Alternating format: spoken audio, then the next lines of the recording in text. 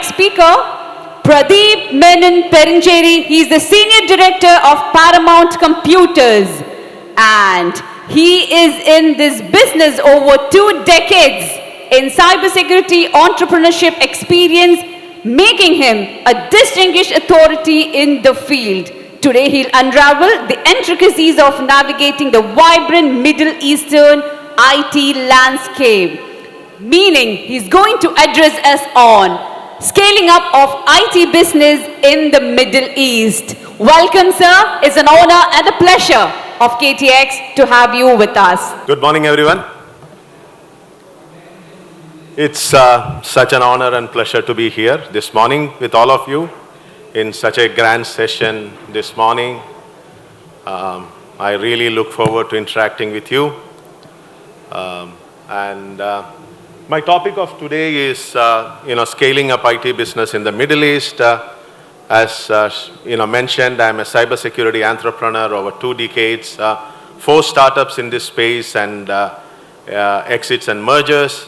And I'm currently the Senior Director with Paramount Computers, which is a leading cybersecurity in the Arabian Gulf region. So without much ado, let me get into the presentation. So while I'm talking about Middle East, I'm mostly specific with the GCC countries, which is the Gulf Cooperation Council countries. This was formed somewhere in 1981. And the population around GCC is approximately this region, if I have to. It's not very homogeneous as we would like to imagine it to be, but the population is around 60 million, which is approximately, if we consider comparatively, a population of state of Tamil Nadu, so the entire GCC countries. And it's around 6 countries, which I will just get into it in each detail. It's around 2.6 million square kilometers in size, if I consider, which is around the state of Uttar Pradesh, if you want to see.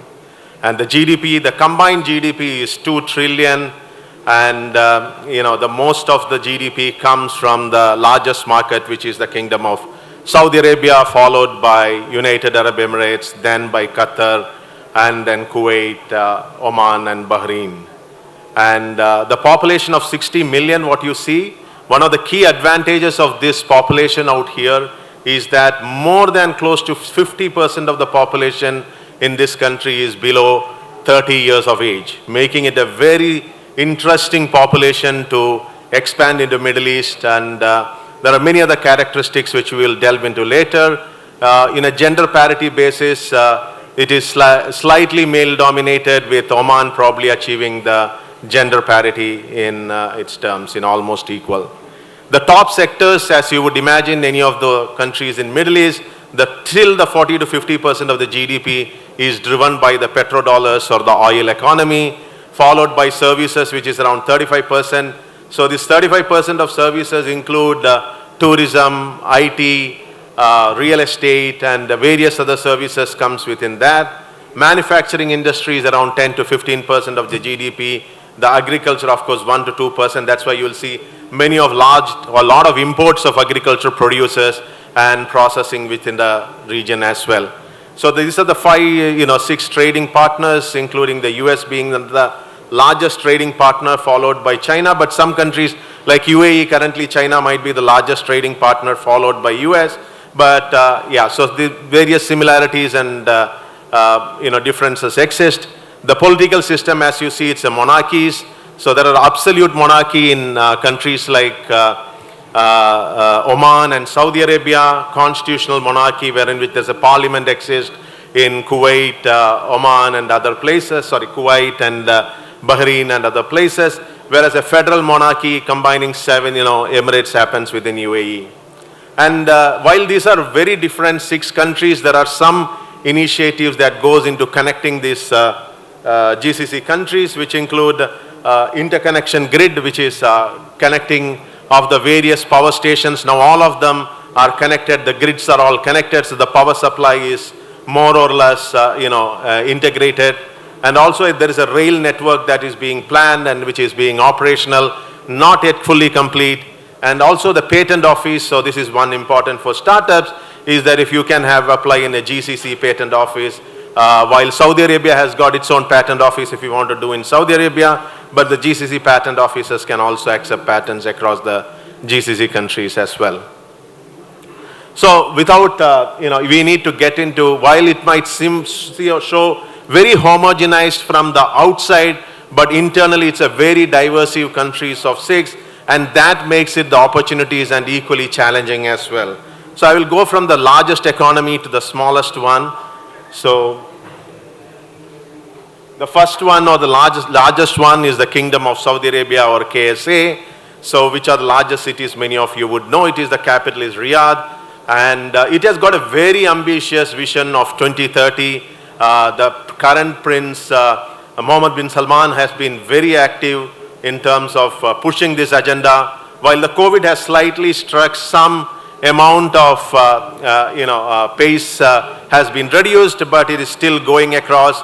So one of the key objectives you should realize that most of these countries, all their large vision is to diversify from the oil economy, which they are seeing that it will come to a close in another 50-60 years. So it's very important that they use their sovereign wealth fund into diversifying into the economy and creating importance for its population. And the non-oil growth structures, including infrastructure is a humongous push in the Kingdom of Saudi Arabia. There is a huge amount of tourism push. You might be seeing in all your social media and others how Saudi Arabian tourism has been pushed with roping in people like Messi and all in the forefront of Saudi Arabian tourism. And there is a push on a lot of healthcare because the country lacks some amount of healthcare facilities. There's a lot of healthcare requirement as well as technology and food processing. There are very interesting case studies of technology startups in Saudi Arabia, and also food processing is an important one. Companies like Al-Marai and others are huge in terms of its own dairy, farming, etc. And the young population is one of the major demographic dividend this country has, which is around 63% of the country is under the age of 25. So it's a huge young population, very ambitious crown prince. This is a market to be watched, and it's the largest in the GCC. The legal system is Islamic Sharia law is followed. So you should know in terms of the legal requirements in these countries, as Karthik mentioned, every country has got different legal systems here, and you need to be sensitive and wary about this when you expand into this. And it's got almost 70 to 80% of the workforce is expatriate coming from outside the country who has not been born in the Kingdom of Saudi Arabia. And this is very important while you're expanding, because most of the times your initial meetings will be with some of these expatriates and working your way into the top. And some of the decision makers also, or advisors in many ways, could be this expatriate workforce which will be there in the country. The country is amazing in its internet penetration, about 98%, making it in the top of the world's number 2 or number 3 in terms, after probably Switzerland and Norway. This would be the largest internet penetration country in the world. United Arab Emirates is also around the same time. And there are very interesting emerging areas, including e-commerce, which currently ranks 27th in the world in terms of e-commerce purchases and processing. The second largest country, of course, is United Arab Emirates. Let me speed it up because or else I will not finish with all the countries in the slides. So it has got a population of around 11 million. It's an overbanked country with more than 26 banks for 11 million. And in Saudi Arabia, you have 12 banks for a population of 30 million close to. And this country is unique because it has got the most diversified from oil economy in the GCC countries. It has got foreign investment ownerships. Ease of doing business is pretty good. 100% ownership. So usually the corridor of initial entry everybody makes into the GCC countries is through United Arab Emirates. It has got a very strong infrastructure with toll lanes, highways, interconnectivities, internet penetration. It's an amazing infrastructure on such a small country that you will see. And there's a highly concentrated multinational companies presence, and is very open to innovation with, you can see the government itself pushing for blockchains and cryptocurrencies and legal systems. It's a highly open to innovation. 80% of the population is expats, which is very similar to others. One of the things that makes it distinctive from other GCC countries It is because it is very highly competitive market. You will not get the margins what you will get in the other markets in the GCC when you explore, the United Arab Emirates market. And it's a high cost of doing business also, because from real estate and various other factors, there is a very high cost of doing business here. Interesting areas emerging are, of course, tourism, which is very high, and you know that Dubai airport handles, one of the largest passenger, transits happens through Dubai. Logistics, food processing, e-commerce, etc. forms the more number of interesting areas. The third largest economy is with Qatar, with capital Doha, and it's also very similar in terms of expat population, and this market is also highly competitive, but at the same time, the market is small as well. So except for the time when it was the FIFA World Cup, which we had a lot of spending on infrastructure and others, the market actually contracted, after the FIFA World Cup was over, which actually reduced its size and everybody stopped spending out of it. So the last couple of years has been actually a very less spending within this country. And education, fintech, innovation economy, there is a Qatar fintech hub by Qatar Development Bank and various others which happens in the state of Qatar. State of Kuwait is the fourth largest economy. It is the fifth richest in the world. You all know how the Kuwait currency is valued, and it is probably quite high in terms of its valuation. Even after an invasion, the country has stood up and shown its resilience. There's a population of around 4.3 million. It's one of the most dependent on oil dependent economy within the GCC countries, and very least diversified into any other sectors in this area. It's around 80% population. The market challenges are, it's a very small in market size, and other areas and sectors are very less when you compare technology, fintech, etc. That it has not diversified like other GCC countries. One of the interesting areas is the space and satellite area. It has taken an initial leap. And in terms of governance, Kuwait has one of the very active parliamentary governance and lawmaking bodies, which makes it more sustainable in terms of political stability, etc. It brings in that. Sultanate of Oman, which is the fifth largest economy. This is after Saudi Arabia. This has got the largest landmass within the GCC countries. The Muscat, Sohar and Salalah are some of the leading cities. It also has got various workforce, but you will see the most expat workforce in private sector and most nationals working in the public sector areas. It's a very less developed, though the country and span is large, the infrastructure wise, etc., the country is less developed compared to other GCC countries.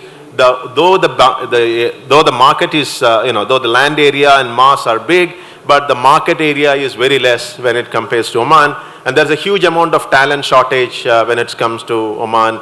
And tourism is one of the major, so there is a vision, strategic vision for 2040, and they are pushing ahead with tourism as one of the edges in this area. And there are multiple free zones, including Knowledge Oasis in Muscat and Salalah Free Zone, etc., where 100% foreign ownership is allowed. And the last and final one is Bahrain, which is one of the smallest market, and but a vibrant financial ecosystem. You can see the maximum number of investment banking companies setting its base here, maybe up to around 50, 60 investment banking companies out here. And it is known as the world's fastest growing financial center. It's very liberal in its business environment. Even before Dubai took the place at the world stage, Bahrain was one of the countries which had an initial plan and very liberal in its outlook. And currently also the petroleum and production and processing forms the largest one, but aluminium production is equally a challenging one out there, with challenging the petroleum as well. And 100% foreign ownership is provided in selected sectors. And it's also a very highly competitive market. And in this country, you will see even the nationals into various blue-collar jobs as well. Not in the white-collar sector. You will see in the blue-collar jobs as well, the nationals also working in this area. And some of the couple of things, it has got a cloud innovation center to give a boost to its technology. IoT connectivity is the first country in the GCC to give an bandwidth allocation and frequency for IoT communication. And the Bahrain Business Incubation Center is one of the where it has given an impetus to startups.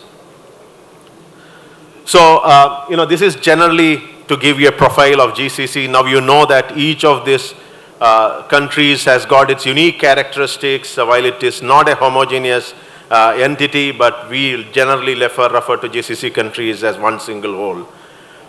The market opportunities for expansion is, as I said, it's a growing young tech-savvy population, extremely tech-savvy to the extent that I think after Philippines being the global largest in terms of spending in social media, about more than 4 hours in a day. Second would be Saudi Arabia with 3.8 hours in a day, and UAE with 3.2 hours in a day in social media will be spent by this young population. So you know where to get it. The maximum amount of population is the young, and the social media, they spend so significant amount of time, so you know where to spend your marketing initiatives into this market. So it's a huge population, extremely tech savvy, always on the mobile, and you would be able to get your eyeballs if you spend wisely in these areas. And these countries have high spending powers. Unlike other markets in general, they are extremely high disposable incomes these people will have. This segment of population, except for a couple of countries, they largely have a huge spending power. And there is a growing e-commerce and digital economy currently in the place. Some of the well-known case studies, including Noon.com and Buy Now, Pay Later, etc. in Saudi Arabia, are increasingly making waves. There are less unicorns. I will show you some of the unicorns out there, but they are extremely high. So in terms of e-commerce, if you really see it, they are at a very nascent stage, so that gives an opportunity for growing that business into a very high. In terms of, it is expected at least $50 billion in terms of e-commerce revenues by 2025, 2026. Because if you really consider Noon.com or any other e-commerce, they probably have less than 1 lakh of SKUs what they sell, compared to 350 million SKUs what you sell by Amazon or Rakuten in Japan, around 300 million SKUs. This is very 0.1% in terms of 100,000 SKUs. So the opportunity is humongous in terms of what is available there. There is a young tech-savvy population. They are mostly on the connected, and the current e-commerce is only reaching a penetration up to 8% compared to up to 18% as a global average. So there is a huge opportunity in that sector. The tourism and hospitality sectors, all the governments, including Oman, Saudi Arabia, UAE, everybody is pushing tourism in a very high way, and this is second to oil economy. The tourism and travel sectors and hospitality are the sectors. So if you have any tech startups that is focusing on this area, this will be a very interesting proposition in this geography. And it's an underexploited market because of the siloed nature and a fragmented nature of the various countries. As a whole, it was not very attractive, and you don't see too many competitions in the market there when you come, but it is currently getting the focus of others. It should come into very interesting for lot of organizations. And sustainable and renewable energy is another requirement. So if you have some startups in that area, this is a very good, or expanding if you are in that and you want to expand into the geographies, because they want to go with clean fuels. Kuwait taking the lead with having their processing plant, petrochemical processing plant, as one of the leading clean energy sector in that area as well. And these geographies are known to host mega events. You might have seen the FIFA World Cup, or even to the infrastructure such as the Expo 2020. So if you are around the events and etc., it's a good location to be in. And also the GCC countries is known as a corridor connecting multiple geographies, covering Europe, as well as Asia, and as well as into Africa as well. So many of the people take this opportunity to get into Africa and other markets through getting into the GCC countries and providing these references. And there is a rapid innovation and tech adoption possibilities in the region, which could be exploited as well. So here are some of the challenges for the expansion. It's a complex regulations and bureaucracy. Every country has got its own regulations and bureaucracy. It's a highly bureaucratic in many ways.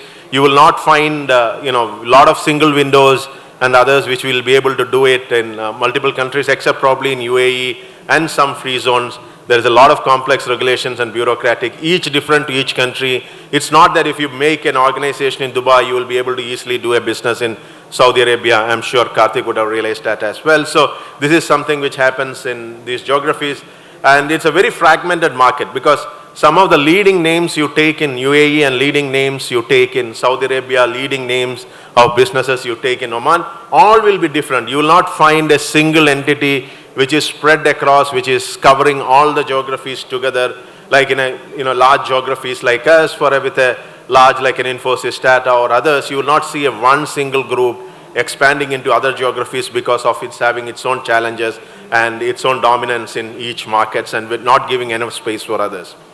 And there are localization and customization requirements, so the various sensitivity and cultural requirements in each geography differs.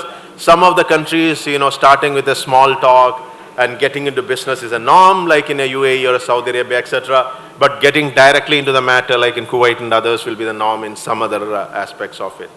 And there is an inequality in terms of logistics and infrastructures. The urban areas are highly huge roads, huge infrastructure, everything, but the various areas, the villages and others, it's very poor infrastructure, and most of the urban population enjoy a lot of infrastructure abilities, and there is an inequality in terms of this. So if you're spread, you would mostly be concentrated in cities and not in any of the villages. And it's predominantly a cash economy. People like to pay cash and take. That also gives an opportunity and the challenge at the same time.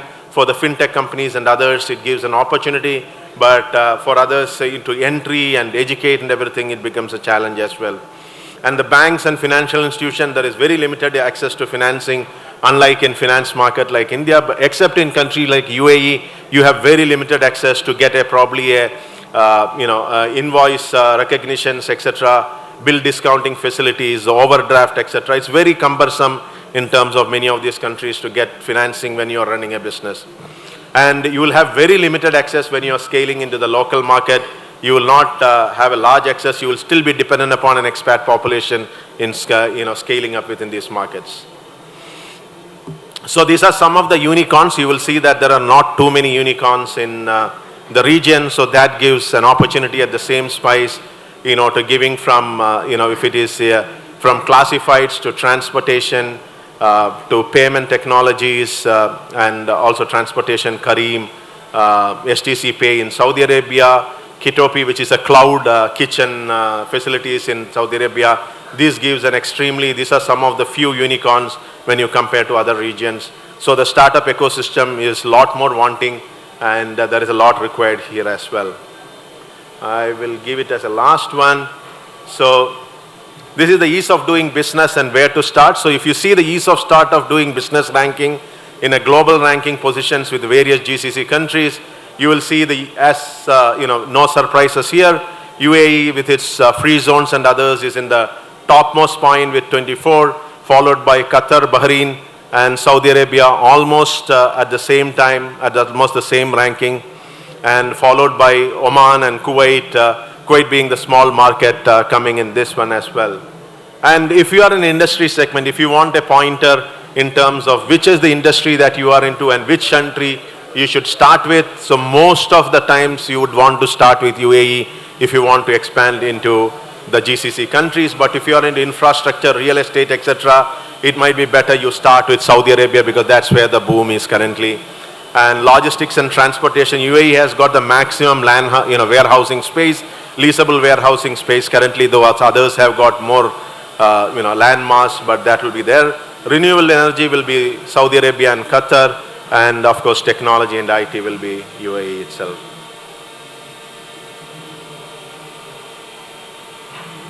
So this is one of the case studies that what I would present and what I represent in terms of our organization, which is Paramount Computers. Started with less than 50,000 dirhams in 1992 as a computer assembling company and a computer company, up to 2024 as a cyber security company with over 200 million in revenues. But if you really see it across the spread of this one, so not until 2007 the offices was opened in Bahrain, Kuwait and Qatar, and it's only late here in 2024 you see that an office called Ahlan Saudi as an own office has opened up in 2024. So you need to see that how an organization, if they want to spread across GCC, takes multiple hops over a period of years establishing. It's a highly referenceable market. So in terms of if you, the marketing and the business usually is very informal in nature. You need to spend a long time with the clients in terms of, you need to actually have very good relationship established over a period of time. But once you have established it, that's going to give you a dividends over a period of time. So it's a very informal market. Trust is a huge factor. Once you lose the trust, it's very difficult to take up the trust. So it's very important that you promise us what you can deliver, and always holding on to your credibility makes a lot here. Rather than going aggressive in the business, maybe going slow, but being able to commit and deliver will make a lot of sense and in the long run as well. So, yep, so this is what I have, and I will leave you with some of those business etiquettes. I don't want to read this out, but these are some of the business etiquettes and others in the region which you want to maintain. And one of the ways the business gets done is in a very relaxed atmosphere. It's not getting hurriedly into your business sense. So it's not a market where you can just go ahead and see that, get into every market, attend some 5-6 meetings in a day and expand your business, etc. Speak the numbers, KPIs, the revenues, etc. But it's a market where you sit and develop relationships across, even to the top level, being available in the Majlis many times with many of them, and is a highly referenceable. So if you have been referenced in one area, you will be referenced by others in many others as well. So it's a highly word-of-mouth market, even for large projects, turnkey projects, etc. It makes, it's a very informal setting of doing business. It's not an extremely formal setting of doing business, and you need to get accustomed to this customs and cultures out there in order to work here. And they're extremely hospitality-oriented people. It's never to, shy away from any kava or anything they give. It's always felt as an insult or others, even if you don't feel it. It's always better to accept their hospitality and be available and respect the customs as well. So with this, I would like to conclude what I have in terms of expanding into Middle East. If you have any questions, I'm only happy to answer. Due to time constraint, we'll be taking only one question. Anyone from the crowd? Hello, sir. Thank you for the insights. From my current position, I would like to know, I have a business which is primarily into exports. Can you be a bit louder? I'm into the exports business right now. I have a software engineering background. Okay. If I have to start a company in Dubai, I want to start like a subsidiary or something. I've heard from some sources that there are some private companies which do all the documentation and other stuffs. But what are the things that you would suggest? So if I will have to understand the market demands of Dubai, what they are, and I was especially I liked the e-commerce part which you mentioned about the social media crowd and the 3.5 hours of daily usage and all those things. So if I am having a hard time figuring out which are the areas or which are the products which they would consume, so that I can go ahead with finding out suppliers for those products and setting up companies. So there would be some single place where I could go for all these things. Is there anything like that? Maybe some private companies to get some information, or to information and or then registration. putting up offices in some. Yeah, offices, then workforce, all those things. Yeah. So information is available. You can do your internet research. Multiple companies like BCG, McKinsey, and others have studied the e-commerce in detail. In fact, Noon.com, which is one of the leading player in the region, has figured in the Harvard Business Review case study as well. So you could look at the details out there. In terms of UAE makes one of the interesting markets to be in, because it's a 100% foreign ownership, you get it, and you would be able to delve into that region as well. So so there is a market size, as you rightly assumed, in terms of the young population, the number of hours they spend, and etc. But there are multiple free zone offices within UAE itself, each vying with each other. You don't actually need a consultant. If you really make a trip to Dubai, meet some of these people, you can do it yourself. It is very straightforward. You can get done the business in no time actually. The best way is to probably land up there, and do some of those things, you could do it instead of going through any consultants, would be my advice, yeah. So my question is on the opportunities and challenges in setting up a agri-tech startup in Middle East. Startup. Yeah, agri startup. So how does their ecosystem help us? Yeah, agri startups means most of the, if you would know, like more than close to 80% of the producers are actually, most of the 80% of the producers are imported into the countries. Here the agri space is very less, except for in Oman and in Saudi Arabia and some parts of boosting in terms of UAE, most of the producers, except for the milk sufficiency and the dairy sufficiency which they currently maintain in some of these countries, others are very less. So in terms of agri startups, they are open for innovations. There are some multiple agencies set up for that. But it is not there is some, Saudi Arabia has made it as one of the sectors of interest in 2030, Vision 2030. So even Oman has got in that as well in 2040 vision. So there are some activities in the space, but most of the activities currently is into diversifying into non-oil and become a knowledge economy. These are the two key aspects. So if your agri industry is into knowledge economy in terms of spreading of various information or import-export of agricultural producers, etc., then I think there is a great opportunity there. Thank you so much, Mr. Pradeep.